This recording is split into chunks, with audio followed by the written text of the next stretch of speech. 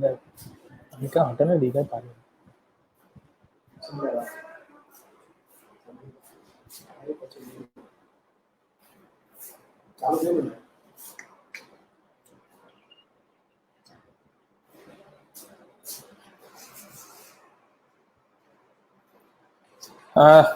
Thank you, Dr. Manoj sir. Good afternoon, everyone, and welcome to the international conference organized by the HCAP. I've been a part of the international conference since 2016. So today I'm having a great opportunity to sharing my knowledge on the instrument-assisted soft tissue mobilization. Instrument-assisted soft tissue mobilization. We need to understand why we want to mobilize the soft tissue. In the ISTM, it involves soft tissue involves the tendons, ligaments, fascia, muscles, nerves, and the blood vessels. These all things included in the soft tissue. And it is a what do you mean by soft tissue injury? Like once I'm talking about the soft tissue, we need to learn what is a soft tissue injury. It is a trauma. Basically, it's a trauma to the muscle, ligaments, and the tendon in the skin. Like a mechanism of injury may be acute trauma because of external forces and the overuse injury during the activity. Like it's very common for the sports person who are using their muscle a lot, and even it's very common for the physios who are using their calf muscle and the trapezius during the treatment. So now the stages of the soft tissue healing, how it's going to be healed. Like already explained about the injuries, maybe external and the internal. So now let's talk about the stages of the soft tissue healing. So in that, basically there are three stages: like inflammatory response, repair and regeneration, and the remodeling. In this three phases, first one is your inflammatory response. It will last up to 0 hours to 72 hours. So in this inflammatory response, you can see the classical signs of inflammation like redness, temperature, pain, everything is there.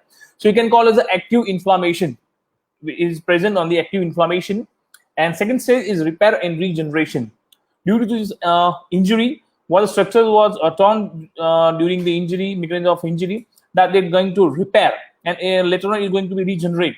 So the process of repair and regeneration going to happen in the stage 2, like from between 48 hours to the 6 weeks.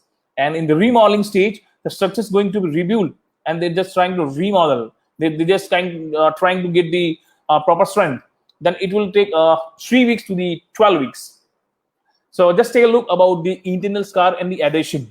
As I mentioned about the stage 2, repair and regeneration. In the process of repair and regeneration, whatever tissues may be torn on that time of injury, they just try to heal up. During a process of just healing up, or you can say the repair, during the process of repair, there is a formation of scar. That's called as the internal scar, not on what I can say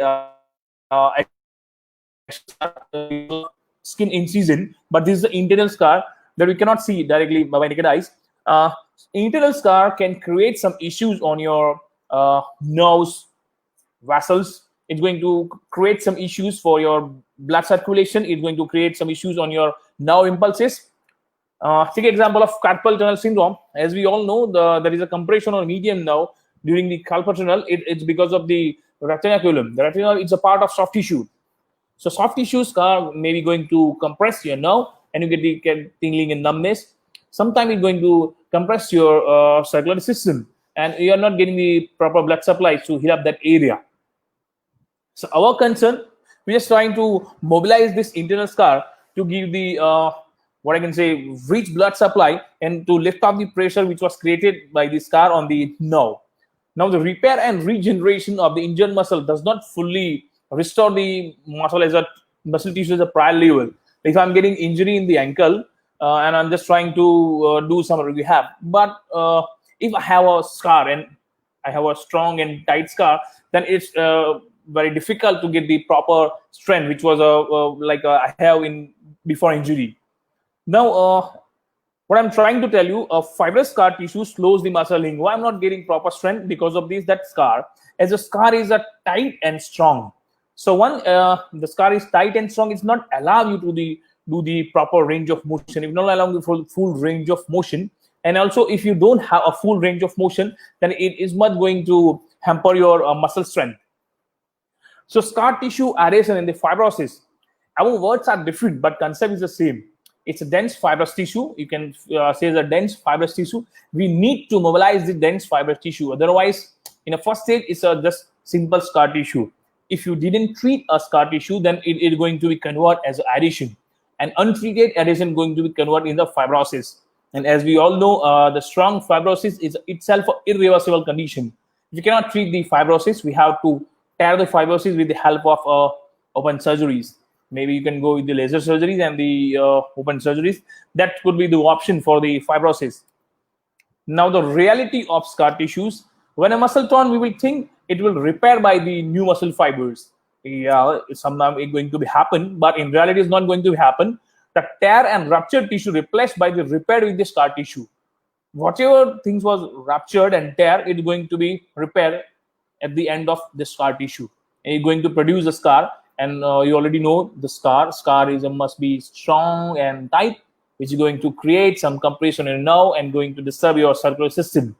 Untreated scar can cause a re-injury because it's a tight and strong. So it's not going to allow you to get the proper flexibility. If you don't have a flexibility, and there is a maximum chances to get the re-injury. The features of the scar tissue, it is never strong. So it will lead to the formation of weak spot. See, the first line is it is never strong. It's a tight and strong scar. I'm talking about the scar only. But if you're going to stretch the scar, then going to tear very easily. That's why in context of that, it is never strong. So it will lead to the formation of weak spot, which could be the easily get the further damage.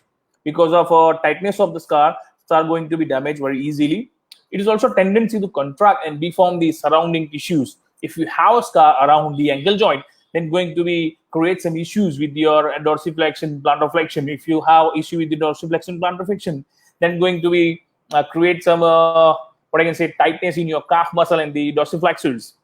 So it will create the shortening of the soft tissue, which is result in a loss of flexibility. And for the proper body structure, we need a flexibility. Just take a look about this figure 1, 2, 3, and 4. If you just take a look in the figure 1, if you want to open the fingers, then fingers must be in the straight line. Then you can open. But if the finger is crossed, then it's very difficult to open. The same thing, if you have a scar must be in line, then it's okay. But there is no direction in the scar. So this undirectional scar will create some issues during the what I can say muscle stretching and the movements. That's why we want to make the scar in a one straight line and want to reduce the depth of the scar. But it's unfortunate we don't have a natural mechanism to remove this scar. So we need to remove the scar by release technique. You can use your active release. You can use your passive release. I'm just talking about the passive release, passive soft tissue release. It's called an instrument-assisted soft tissue mobilization. There are numbered techniques for the passive tissue release. I'm thinking about the IASTM. IASTM is a soft tissue mobilization technique that enables the therapist to detect and treat the myofascial restriction to improve the range of motion and decrease the pain. Now, the effect of IASTM, it will help you to increase the fibroblast proliferation. It's going to stimulate your mechanoreceptors. It's going to help you to further reintroduce the inflammation. You can say trigger the inflammatory response, and it's going to help you for the reduction in the scar tissue and the muscle spasm. It's going to increase the fibroblast proliferation. See why we need a fibroblast? Because the fibroblast will help out me to complete the healing process. If you don't have a sufficient fibroblast, then it's very difficult to get the healing in what I can say short period of time and the proper healing. So for that process, if you're going to apply the IASTM on the skin as a response of the mechanoreceptors, the body will going to increase the fibroblast proliferation. Because when you're going to apply the IASTM tool on the skin, the mechanoreceptors which is located on the skin going to be stimulate. Once you're going to stimulate the mechanoreceptors, and the brain will reply with the according to your what I can say pressure and the direction where you apply the stimulus. You're going to apply the stimulus for your Ruffinian now ending, Fechinian, and Mercaldes, Mesanus corpuscle. According to that, brain going to reply. Then after reintroducing inflammation, I love this. Whenever you are going to treat a chronic condition, in the chronic condition, why the condition become chronic? Just take an example of TA tendinitis, Achilles tendinitis, or tendon of Achilles. In that Achilles tendinitis, when condition become chronic, it because of the poor healing substance in the acute stage, maybe continuous movements. We suggested for the rest, but patient refused the rest and continued doing the movements, and maybe some less nutrition available over there, which is not going to complete the healing. That's why its condition become chronic. So when the condition is chronic, we need to reintroduce the inflammation. Once you're going to reintroduce the inflammation, it will help to, what I can say, level phase 1, phase 2, and phase 3 healing process. If you reintroduce inflammation, after that 72 hours, it's going to for repair and regeneration, and at the end, it's going to for the remodeling. So you're going to complete the healing process, which was stopped somehow because of poor nutrition, maybe poor blood supply, or maybe excess movement. Now, at the end, ISTM will help you to reduction in the scar tissues and the muscle spasm. Yeah, you can apply the ISTM with a slow speed, which help you to go for muscle spasm. And for the scar reduction, the beauty of this ISTM tool, it will help you to find out the scar tissues. Then you're going to treat. There are different techniques of ISTM that you can use to remove the scar tissue. This is about what I'm talking about, the stimulation of mechanoreceptors, Mercaldes, Mesanus corpuscle. Depends on the depth of the receptors, you need to apply the pressure, then you're going to stimulate. This is about the chronic TA tendinitis. In that condition, we need to reintroduce the inflammation. So with the ISTM, you can do very easily. Like it's the concept of the celiacs. If you want to treat any chronic condition, we need to apply the transverse friction massage. At the same time, you can use your ISTM tool to create the same, what I can say, inflammation on that part. Facial adhesion, as my previous speaker, Dr. Suleimani, talked about the fascia. So you can use ISTM tool to treat the fascia. You can raise the fascia with the ISTM to save your hand, to save your time. Now, angles of ISTM tool, how? I already explained, ISTM will help you to find out the scar, but how to find out the scar and how to treat the scar tissue. Like first one is a 90 degree, 45 degree, and 15 degree. If I'm talking about the 90 degree, then you must need to keep the tool on 90 degree for the scanning strokes. The scanning stroke will help you to find out the abnormalities on the skin. And for the reintroducing the inflammation, you can also use this 90 degree of angle, because as you're going to increase the angle of the tool in respect to the skin, you're going to create some aggressive work over there. For sweeping strokes and fanning strokes, which are helpful to what I can say, release the scar, you can use the 45 degree of angle. And for the brushing stroke, it is very superficial. That brushing stroke will help you to desensitize the skin. For the process, you need to use a 15 degree of angle. There is emollient required during the scanning. If the skin is literally dry, then you must need to apply the emollient. Otherwise, there is no emollient during the scanning. For emollient, you can use a Vaseline. There are numbers of emollient is available, but Vaseline is a good choice for. It will stay there and it's not going to absorb very easily, and it's not going to be sticky. Because if you're using the oil, any kind of oil, to apply the ISTM, oil will create some issue with the gripping. It's sticky, very, very sticky. And if you're going to apply a moisturizing cream, then moisturizing cream also going to be absorbed in the skin very early. So what I can say, you cannot apply the tool on an effective way which you want. That's why I'm suggesting you can use a petroleum jelly, you can use a Vaseline. Okay, this is a short video regarding the how to this is 90 degree, 45 degree, and 15 degree, how you can place the tool over there. Selection of emollient. Emollient is necessary to keep the moisturizer and avoid the friction. Like smooth and effective application, like you can use mineral oils, wax, and coconut oil. But I love liquid paraffin, like petroleum jelly. Scanning techniques. For the skinning technique, basically there are three techniques: long skin, soft skin. You can call it a segmental skin, and third is a combing. In the combing, you can go for to check the depth of the scar that you're going to use. Soft tissue skinning. Oh, there is a video about the skinning. First, we will start with the long skin. It's a long skin. How to skin? Skinning will start from proximal to distal part. You need to place the tool on 90 degree. Then you can just try to skin the part. Distal to proximal part. Yeah, this is a story of bevel. For skinning, you need to use a single bevel. This single bevel will help you to find out the soft tissue abnormality. Try to cover entire length of muscle. Tool grip must be alive. Then after after this scanning, once you confirm there is a scar, then you must need to start your treatment with the warm up. After the evaluation, treatment plan should be warm. So for the warm up, you can use ultrasound, you can use exercise therapy, you can use the heating therapy methods and other things. But what I say, the best methods for the warm up is your exercise. It should be in the mild to moderate intensity, and it should be a pain-free, not a painful, and it's not maybe what I can say from moderate to severe. The simple exercise will help you to warm up the tissue. Then after first one is your sweeping strokes. It will help to remove the scar or the stroking due the parallel direction to the muscle fibers. See, the direction of muscle fibers and the direction of scores matters a lot to treat the scar. For sweeping strokes, you need to keep the angle around 40 degree, and the strokes direction depends on the scanning. If you scan during the scan, you come to know there is a scar from distal to proximal, then you must need to apply a sweeping strokes distal to proximal only. Muscle spasm, this stroke is also useful to decrease the muscle spasm, in which strokes should be long and slow on muscle belly. If you're using ISTM for muscle spasm, then speed of stroke must be slow, and you have to try to cover entire length of muscle.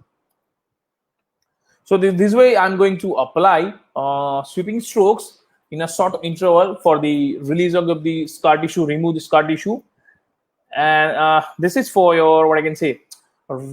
Again, for remove the scar, this is for release your of muscle. Speed of stroke is literally slow, and you need to use a double bevel. It is not very sharp. If you're using a single bevel, then the single bevel is a little bit sharp. You can use a different material ISTM tool to release the muscle. This is the best. I love this tool for the muscle spasm, not for scar formation. If you want to remove the scar, then it's not going to help you, but for muscle release, it will help you a lot. So this way you can release your calf muscle. Now the fanning strokes. Again, the fanning strokes, it will help to remove the prominent scar. The fanning stroke is like a fan. You need to apply the ISTM tool on the what I can say curved shape to cross over the muscle, which will help you to reduce the prominency of the scar. This way you can apply the fanning stroke. It's very easy. You must need to apply the tool on the skin around the 45 degree of angle. Then just try to cross over the muscle fibers. There are different methods that can use over there. The single hand, double hand fanning techniques that you can use. And you must need to remember about the fanning. Your wrist must be in the neutral position. Otherwise, it's going to create some strain on your wrist. You can use a different tool. I'm just using my Myoblaster and the MyoAge to remove the scar with the use of fanning technique. Now this strumming, it is a perpendicular stroke to the muscle fibers. It's a stroke, a short stroke. It's not like a wrong stroke like a sweeping and fanning. It's a very small strokes. You can use a tool grip around pencil grip. What I use a single hand, double hand. Now for the strumming, I need to hold like a pencil. I need to hold the tool like a pencil, then going to apply. And it is very effective for the strong scar. It's a perpendicular movement that you need to apply on the muscle. During the scanning, you confirm, oh, that is scar, and it's very strong scar. For the removal of that strong scar, you need to use this strumming technique. This ISTM tool going to be roll on the skin on the transverse way. This strokes also going to stimulate your Ruffini ending. As you're going to straight your skin on lateral side, it's going to stimulate your Ruffini. For some specific work, when you feel there is a very strong scar, then you can use your fingers and thumb to stretch it, non-dominant hand, and you can use ISTM tool over there to remove the prominency of that scar. J strokes. This stroke also called as a muscle fiber separation technique. When you feel there is some serious muscle spasm and the scar formation, that time you can use the J strokes. It's a combination of sweeping and strumming. Like when you're going to start a J strokes, you must need to go in the parallel to the line of muscle fibers. Then you need to go the perpendicular. That's why it's called as a J strokes, and it is very useful for the large muscle and the paraspinal muscle. It's a very good technique. You need to hold again with the pencil grip. Just start with the parallel, then just you must need to exit with the perpendicular. Like the combination of sweeping and the strumming strokes. ISTM techniques for tendinitis, as I explained, during the chronic tendinitis, you need to create some controlled microtrauma, and this controlled microtrauma will help you to trigger the inflammatory response. So you must need to apply the tool on the top of the tendon, which will create some microtrauma on the tendon. In the reply of the microtrauma, body will start the process of inflammation, and later on it is going to be converted on repair and regeneration, and at the end of it's going to be converted on a remodeling stage. So you get the proper healing of the Achilles tendon. So you can use a different tool over there, but the concept is you need to create some controlled microtrauma. If you have your own ISTM tool, then you must need to use a single bevel. Single bevel edges will help you to create the control microtrauma very easily as compared to double bevel. Single bevel, it's very sharp, and it will very good to create some aggressive work on the skin. You need to create microtrauma on the top of the tendon, or medial side and the lateral side. On all three angles, we need to treat.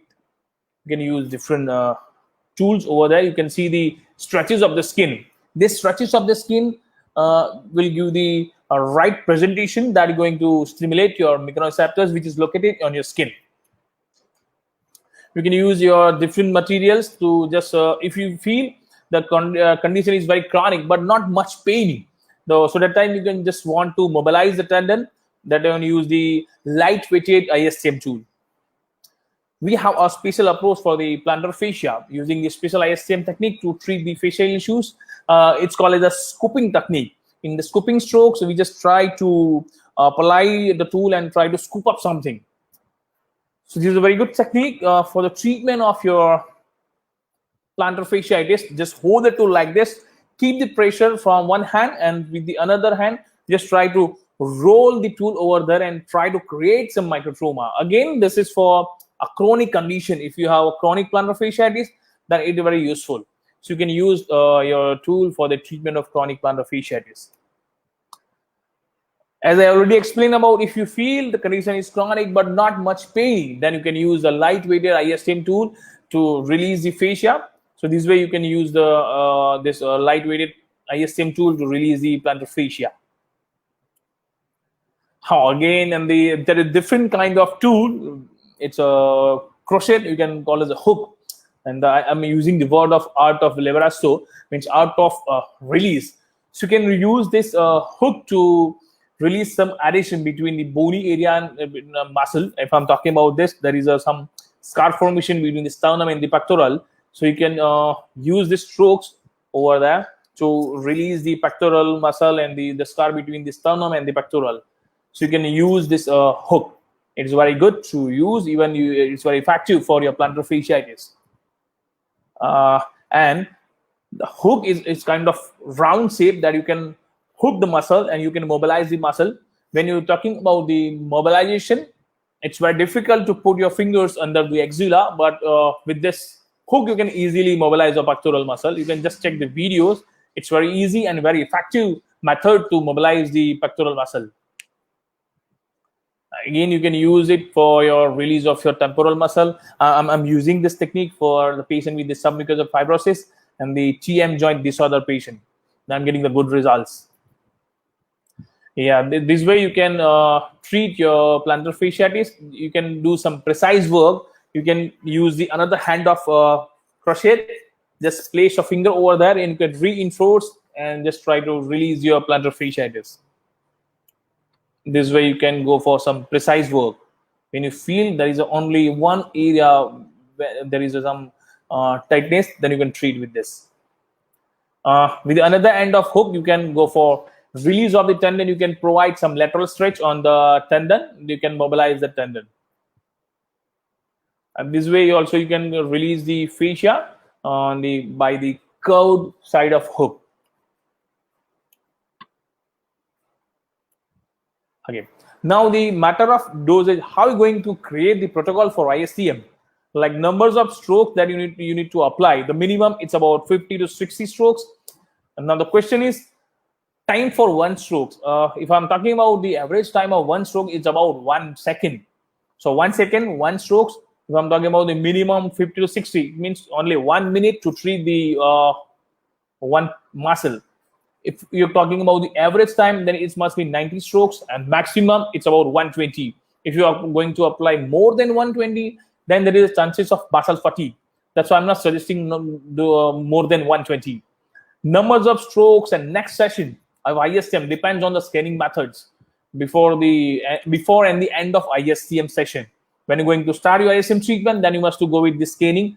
Even at the end of ISTM, again you need to scan the whole part. Then you can decide whether I'm going to be repeat the same session after 2 or 3 days, or this much is enough. For the post-ISTM care, we can ask the patient go for gentle stretches, as we did work for the soft tissue mobilization. So don't go for some aggressive stretches, because we are dealing with some soft tissues and we already released that part. So gentle stretch, it's good. Indications: limited joint mobility like fibrosis, chronic inflammation, degeneration. It's a pure indication. If you have pain during the activity, then it's indicated. For muscle activation, yeah, you can use for the muscle activation, because when you're going to roll the tool on the skin, it's going to stimulate your Golgi tendon and your muscle spindle. If I'm talking about the muscle spindle, when you're going to activate the muscle spindle, it will improve the muscle contractions. So for the muscle activation also you can use. For muscle spasm, as I already explained, slow and a long stroke that you need to apply for the muscle spasm. Contraindications: if you have an infection, then it must be absolute contraindication.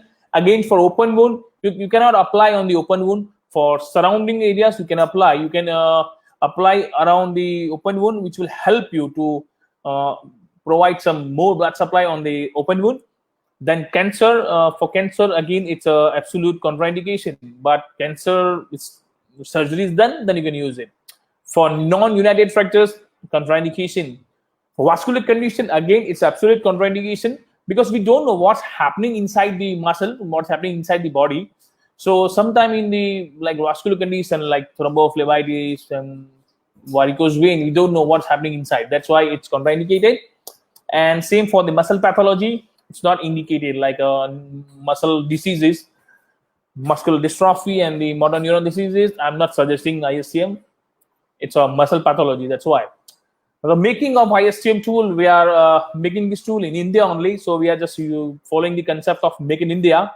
So this way we are just using the one whole sheet of stainless steel. It's made up of 316 medical grade. See, there is a different grades of stainless steel, but we are using 316, which is medical grade instruments. Then we just using our what I can say, hand grinder to give some proper edges, because edges matters a lot when you're doing ISTM. Then at the end, we just trying to polish it for cosmetic reason and for the finer of edges. This is a process how we are making our tool. If you have any questions, then you can drop in the comment box, or you can ask me on my mobile number. You can email me. You can follow on the Facebook page. You can send me on my Instagram ID. Right. Thank you so much on behalf of Vidyadip Institute of Physiotherapy, where I'm working over there as the in-charge principal. And thank you so much on behalf of HCAP.